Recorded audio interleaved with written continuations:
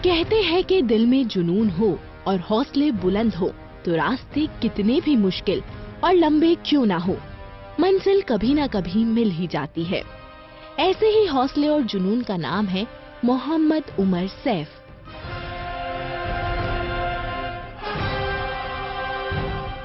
जिन्होंने अपनी जिंदगी परिंदों की भाषा जानने, उनका व्यवहार समझने और उन्हें बचाने की कोशिशों में लगा दी। इन्होंने परिंदों की जबान समझने और उनसे बातचीत करने के अनोखे तरीकों का विकास करने में कामयाबी हासिल की।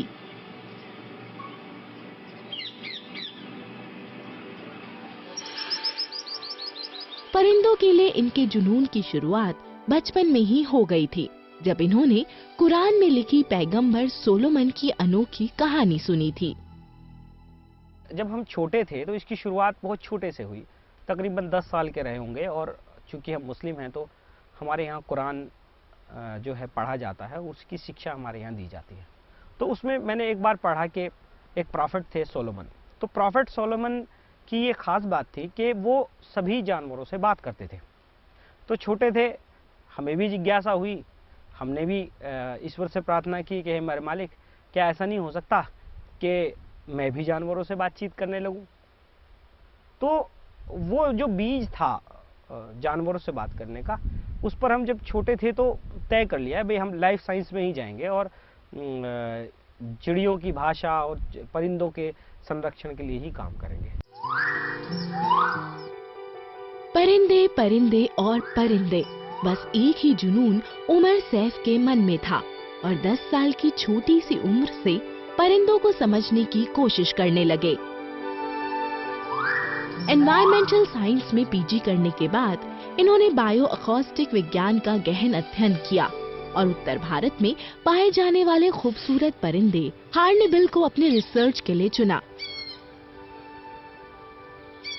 स्पेशली जो एक चिड़िया है हॉर्नबिल, हॉर्नबिल अपने आप में बड़ी खूबसूरत सी चिड़िया है। तो उसकी आवाज़ों को हमने रिकॉर्ड किया और जब उस पर रिकॉर्ड किया तो रिकॉर्ड करने के बाद फिर हमने उन्हें बायोकॉस्टिक के हमारे सॉफ्टवेयर्स होते हैं स्पेशली, तो उनमें डाल के हम सोनोग्राम बनाते हैं और सोनोग्राम बना के उन सोनोग्राम्स में हमें उनकी जो चिड़ियाँ जो आपस में जब बातचीत करती हैं तो बातचीत करते वक्त वो जिन सिग्नल्स का उपयोग करते हैं हम उन्हें सोनोग्राम के रूप में देख सकते हैं, यानी आवाज़ एक तरह से सोनोग्राम के रूप में हमें दिखाई पड़ती है।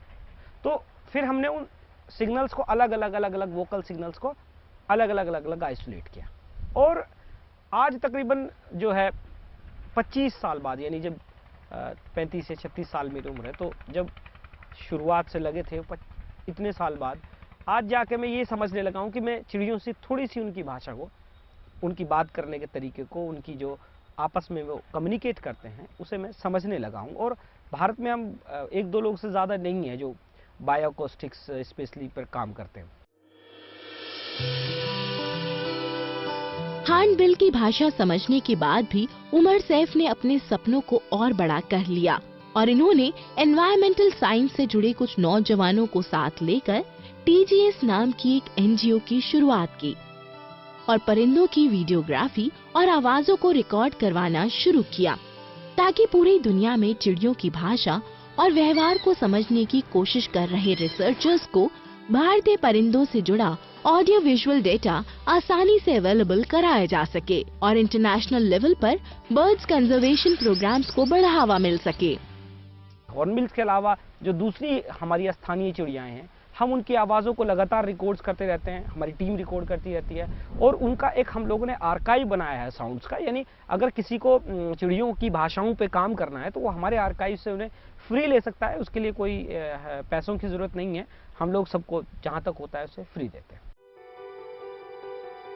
उमर सैफ ने उत्तर प्रदेश के नेशनल बर्ड सारस क्रेन के कंजर्वेशन के लिए भी लगातार कोशिश की, जिसकी वजह से आज ये परिंदे यहाँ के खेतों में फल फूल रहे हैं।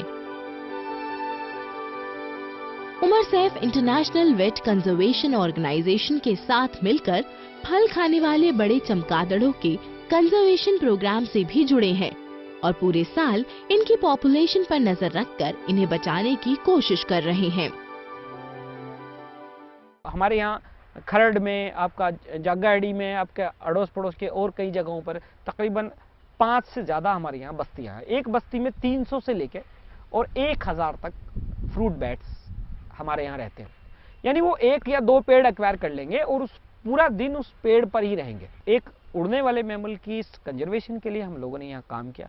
उसकी पॉपुलेशन पर हम लगातार नज़र रखते हैं और हम उस की जो इस पर भी काम कर रहे हैं कि कुछ लोग उसकी जो अकॉस्टिक्स है, यानी जो उसकी आवाज़ें हैं, जो वो अल्ट्रासाउंड्स में बात करते हैं, तो वो उन साउंड्स को पे काम करें। कुछ बच्चे, कुछ मास्टर थीसिस वाले, कुछ दूसरे लोग। तो हम इस पे प्रयास करते रहते हैं कि इन्हें बचाने का प्रयास करें, अवेयरनेस करें और कंजर्वेशन करें। तो इंटरनेशनल कम्युनिटी को हम इन्फॉर्म करते हैं। उमर ने अपनी प्रेरणा पैगंबरों, ऋषि मुनियों और वैज्ञानिकों की शिक्षा को बनाया और इन्हीं की शिक्षाओं पर चलकर सैफ आज प्रकृति को इंसान की जिंदगी का अहम हिस्सा मानते हैं। उमर सैफ ने जिंदा दिली की एक मिसाल कायम की। अपनी बेबसी पे रोना है बेहिसाब, जिंदगी थोड़ी सी है और तमन्नाएं बेहिसाब, और अगर खुदा चाहे तो कुछ मुश्किल नहीं, दुनिया में भी तख्त मिले और जन्नत भी जाए बेहिसाब।